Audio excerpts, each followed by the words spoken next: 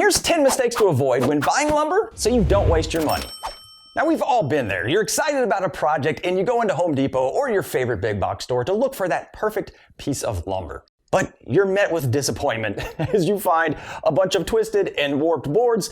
It looks like some drunk monkeys were playing pickup sticks. The first mistake sounds easy to avoid, but there is a little trick to it, and that is buying warped wood. So typically when you go into the store, you're going to see a lot of those just nasty boards sitting out because other people don't want them either, and they're setting them to the side. To look for warping, you just want to look down the board, or sight down the board as some people call it. Look down on the face and then turn it on its edge 90 degrees and then look down the edge, and you should be able to see if there's anything wrong with the board. This board has probably the most common type of warp to it, and that is a bow, and that is where the face has a warp but the edge is straight. So if I put it down on the ground, it's going to teeter back and forth on that face because it's just like a little smiley face. The opposite of a bow is a crook or a crown, and that's where the face is pretty flat, but when you turn it on the edge, it is up. And so if I put it down on the ground, there'll be a large gap there in the middle on one side, or if I turn it over, again, it would rock.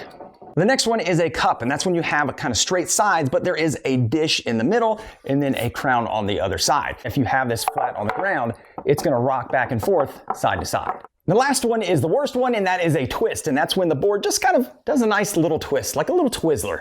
And it's the worst because you don't have a flat edge or a flat face front, and so it's going to take a lot of machining to actually get it flat. You can tell when a board has a twist if one corner is down and one corner is up, and then you push down on it and the opposite corner pops up. There is one final type of warping that is kind of elusive to see in the wild, but you can best find it in the big box stores at the smallest lumber sizes. I call this one the wet noodle. It's this thing. It's bending and twisting the ways that only a wet noodle could. So if you do see one of these out in the wild, run away from it as fast as you can. But if those are the only options you have, make sure to stay away from the twist and go with the ones with the bow or the crook, because those are a little bit easier to machine, and if you cut them into smaller sections, sometimes that'll go away enough to not really matter. The next mistake is buying lumber that is too wet, and that's because it ties into the first mistake, which is why wood warps. And wood warps because it has lost moisture at different rates at different parts of the board, and that causes the warping. So the more moisture you have in your boards, the more likely it will be to move after you get it home. Now, there are a couple different ways to figure out the moisture content of the wood when you're in the aisle, and the easiest ones are the weight and the feel of the wood. So if you have a piece of wood that is heavier than the others, that is probably because it has more water inside it.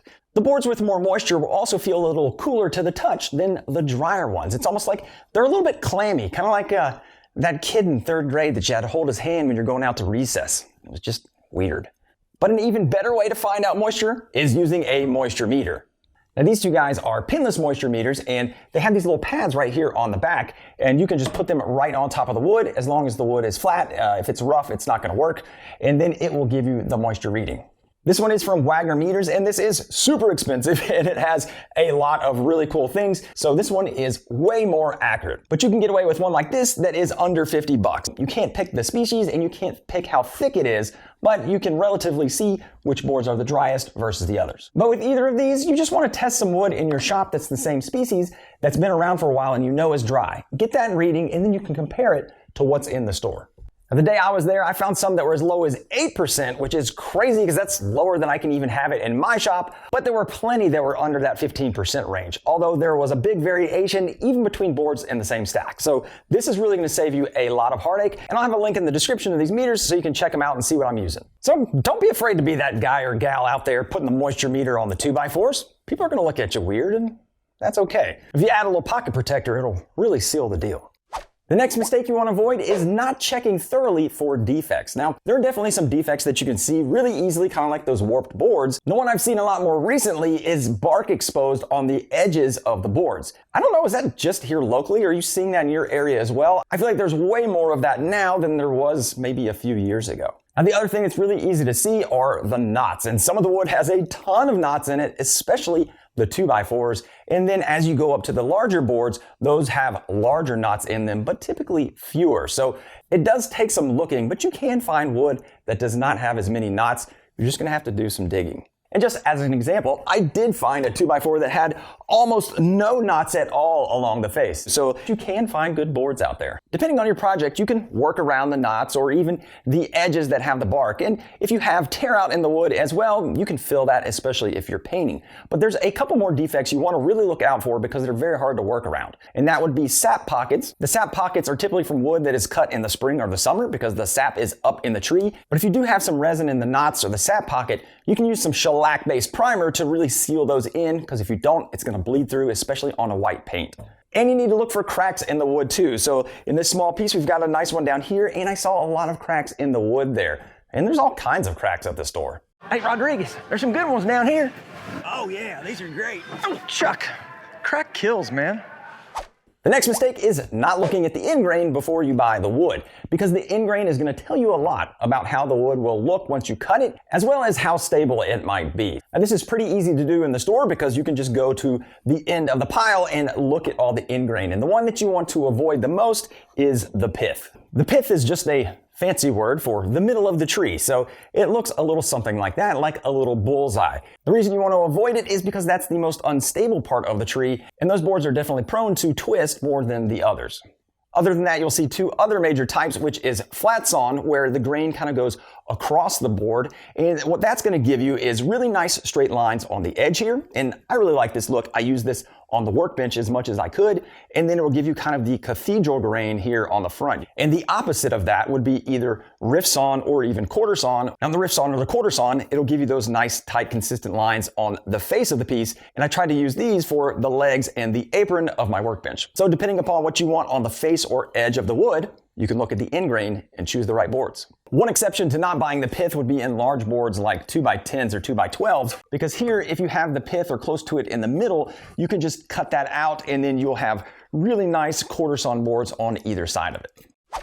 Now this next mistake is a little weird, and it might only apply if you're a neurotic perfectionist like me. The mistake is not buying wood of the same species if you're not going to be painting it, and so it just has a clear finish, something maybe like the workbench. There are actually a few different types of wood species that can make up the 2x4, 2x10, all of that, and I have examples of 3 of them right here, and you can see that they all have very different colors. You might see the nomenclature SPF on some of these tags, and that'll stand for spruce, pur, and fine.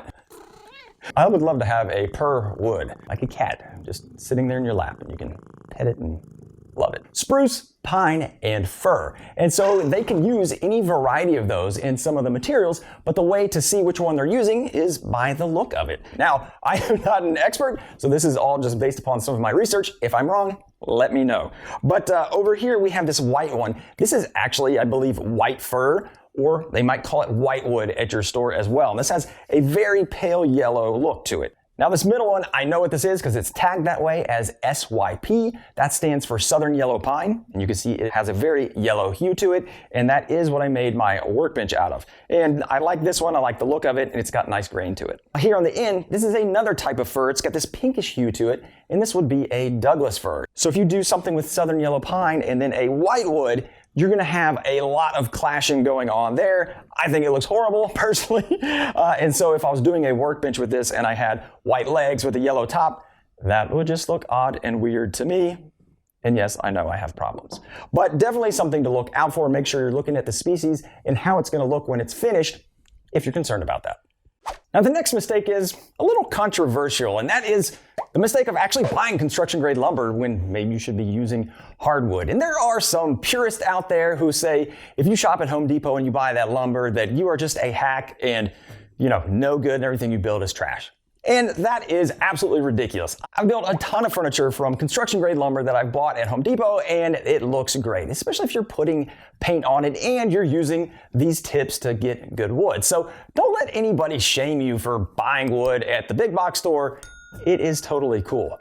But there are some times where using a hardwood is probably the better choice.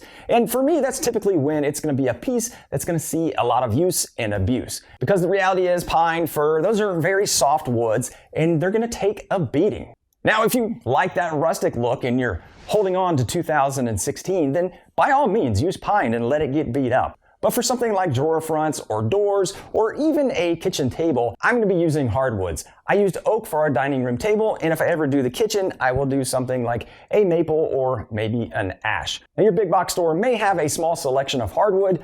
Mine only has oak. They do have poplar, not a hardwood technically, but definitely harder than pine, and it will hold up to more use and abuse. And I use poplar when I do face frames or drawer fronts. But definitely find your local lumber supplier and see what they've got on hand. They might actually have things that are fairly competitive in price to what you're gonna be able to buy at the home center. If you guys wanna see a video of me talking about how to buy lumber at a lumber yard, let me know, and if there's enough interest, I'll do that as well.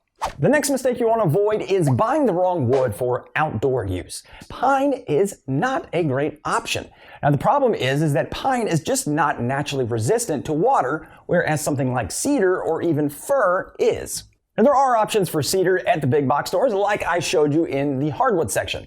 But there are also a few other ones that you can buy that you can save some money on, and they've worked out really well for me in the past. Two great options are the cedar fence pickets, which are very inexpensive. Now, they are a little bit undersized and they are rough, but if you have a planer or even maybe a belt sander, if you're a glutton for punishment, you can go ahead and smooth those down and have some nice boards and make planners and all kinds of cool things with those. Actually, there's some great videos by Matthew Peach that show you some great ways to use those and make inexpensive furniture.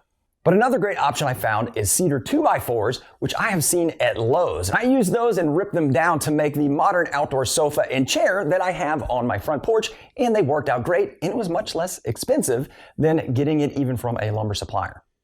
And of course, if you're doing outdoor structures like maybe a deck or a fence or a playset, you want to use pressure-treated lumber.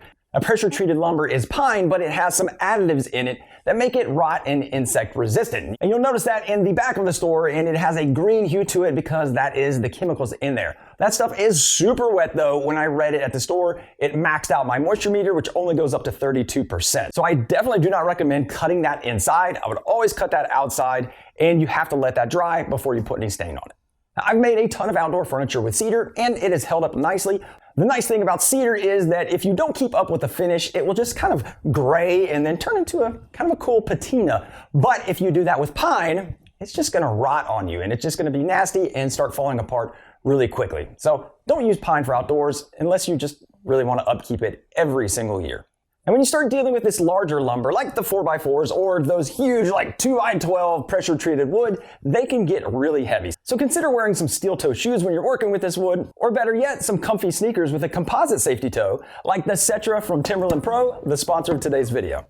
I've been wearing Timberland Pro sneakers for a couple of years now because I like that they look and feel athletic, but they've also got that protection of the safety toe.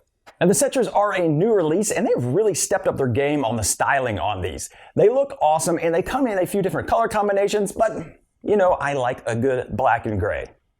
Now, the shoes are lightweight and comfortable, and they come with an anti-fatigue footbed as well as EVA soles to help you when you're on your feet all day. So you can check out the Setra sneakers and the full Timberland Pro lineup. I've got a link down below in the description, and a big thank you to Timberland Pro for sponsoring today's video. The next mistake to avoid is just settling for 2x4s. So if you're going to be building something that needs 2x4s, people automatically just go over the 2x4s and try to find the best ones that you can find. I think I found a good one back there. Now the problem is that just by the nature of 2x4s, because they are smaller pieces of wood, they're going to have a lot more defects, a lot more knots, because they come from younger trees. So the bigger the piece of wood, the bigger the tree it typically comes from. And this is a southern yellow pine 2x12, and because of the width of it, it's a much older tree. So on the 2x12, you're gonna have a lot more clear sections of wood. You'll still find some that have a lot of knots in them, but when you do see the knots, they're typically gonna be a bit bigger and much more spread out. So out of a 2x12, you could mill up 3 2x4s. The nice thing about the larger boards is they also typically tend to be more dry. So the 2x4s, they sell a ton of these. So they're constantly cycling through the 2x4s, and so they just don't sit there as long. When I was testing the moisture at the store, the 2x12 was actually the one that was at 8%. So really dry wood as compared to the 2x4s. I think the lowest one I found there was around 13 or so, with a lot of them going up to 16, 17, 18%. Now I do want to give a word of caution when you are working with larger wood like the 2x12s, it's not all cupcakes, rainbows, and Norm Abram flannels. Sometimes when you're cutting these down, it's going to twist and turn on you because of internal stresses in the wood. Now, getting the wood that is the most dry will help alleviate that, but it still happens. And I do still think it's worth it, especially if you're going to be doing a clear finish, because it just has that really nice grain to it, and you can work around the knots really easily on these larger boards. All right, avoiding this next mistake is going to save you some money, and that's the mistake of not calling around and not checking out all of your options for where to buy the wood. And I know it's easy to go into the big box store and buy the stuff there, but there are some options that will save you money, and there's some times that it does make sense to buy it at the big box. So when I was at the store that day, the 8-foot 2x4s were $3.35, and I called around to a couple building supply stores, and one of them was $3.41, more expensive, and the other one was $3.23, a little bit less expensive. And I think because 2x4s, like I mentioned, are just such a high commodity and there's so much movement on them, Home Depot and Lowe's and all those other guys can get really great prices on them. So if you're just buying 2x4s, then it's probably okay to go to the big box. But where I saw a huge difference was in the 2x12x8s. Now they were $13.36, but when I called that store that had the more expensive 2x4, it was only $11.23. But the next store was even cheaper at $10.50. So locally here, I can save over 20% by buying that at the building supplier versus buying it at the big box. And if you don't know where one is in your location, just type in wherever you are, Hoboken and building supply, or lumber store, or playing the piano. I don't know what that is. I guess I'm typing. Maybe it should be like that. But make sure you call around and get pricing from a few different places. And as a bonus tip, make sure you're looking at the stores for clearance lumber, because sometimes they'll have a bargain rack back in the lumber department where the boards are all messed up and twisted or whatever, and they'll have some spray paint on them and they're up to 70% off. So if you just need something like a 4-foot piece of wood, they might have a 10-footer that is mangled on the back half of it, and you can get it for 70% off and get a real great bargain. So especially for smaller projects, you can find some bargains there. Now, as much as I do like saving money, the mistake you don't want to make is trading your time for money when it doesn't make sense. Or investing time into ripping down the larger 2x12s to get nice wood like I've done, now that can make sense because it's basically the only way you can get it that thick. But if you hop over to the other aisle and you go to the 1-inch material, there is another option. So over in the 1x material, you can find common 1x4s, and it's gonna have the little knots just like you're gonna find in the 2x4s, and you can try to work around there and pick through everything.